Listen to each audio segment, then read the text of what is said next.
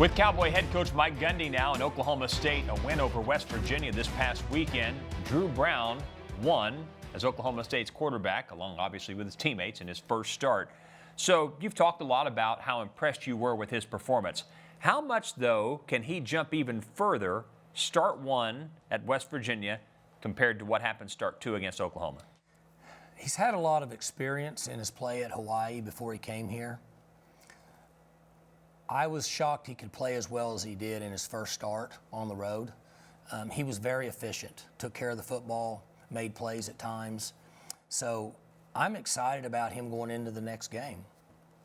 It's always difficult to lose players, but we've made note of how he's been committed to the team throughout the season, and it paid off for him.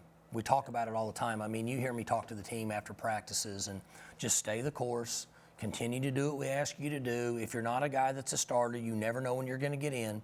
But it is more difficult at quarterback because you're not in. It's not like a receiver or running back or a DB. Sure. So, but it paid off for him. He wants to get into coaching is what I hear. And what a fantastic opportunity. He's doing an intern right now.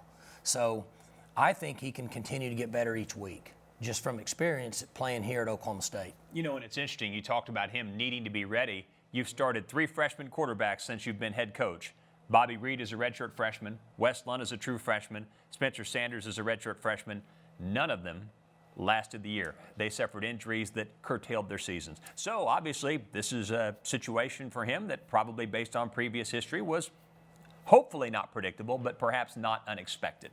You have a few things that factor into that. One is their body. Whether they're 18 or 19, they're not near as mature as a 21 or 22-year-old. That's why, I joked about this probably on the show with you when Whedon was playing here, and we were pregame at Missouri before the game, and Coach Pinkel, it was like, how do you get a 27-year-old guy to be your quarterback at this level? And he's just really mature. Sure. Not only his body, but you could tell how he handled the game. Mm-hmm. So you have youth. Your body's not the same, and the decisions you make as a young quarterback aren't the same, and sometimes that allows you to get hit. Gotcha. So it's difficult, and people talked a lot last year about play Spencer as a freshman, play Spencer as a freshman. Well, he wasn't ready, and some of the growing pains he went through this year early, just hypothetically think that what that would have been like last year as a true freshman. So it was good for him. It was a good year for him to develop, mature his body, get bigger and stronger. And then you're seeing him play through this year and get better and better. So if we have the luxury, it's hard to play freshman quarterbacks. You were depleted at linebacker in the preseason. Very depleted, very inexperienced. Now it looks like it's become a strength. How surprised are you it's turned out this way? Well, it was scary through preseason practice and really the first 5 or 6 weeks before we got Devin back. Mm-hmm. And Kevin Henry was up and down, and then Eamon hurt his thumb and had a cast. Devin had a cast.